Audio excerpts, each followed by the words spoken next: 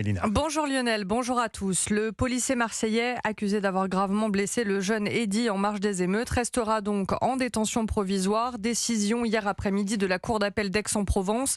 7 agents de la BAC devraient rester en prison au moins jusqu'à la fin du mois afin de prévenir toute concertation avec ses 3 collègues également mis en examen dans cette affaire. Durant son audience hier, il a finalement reconnu un tir de LBD ce soir-là. Son maintien en détention provisoire indigne de nombreux policiers et la nouvelle n'a pas non plus manqué de faire réagir la classe politique, Maïa Trémollet. Oui, à droite comme à gauche, la question n'est pas tant celle du policier de Marseille que le symbole de la détention provisoire. Selon la députée LFI Aurélie Trouvé, le problème, c'est surtout le statut juridique des policiers. Enfin, tout agent public qui utilise son autorité, d'autant plus des armes, pour commettre un crime ou un délit, c'est évidemment des circonstances aggravantes. On pense qu'il ne faut surtout pas une fuite en avant dans le fait de donner encore aux policiers des permis de tuer supplémentaires, quoi. À l'inverse, à droite, on craint après cette décision une augmentation du malaise au sein des forces de l'ordre, selon le député Les Républicains Philippe Gosselin. Les forces de l'ordre ont tout notre soutien.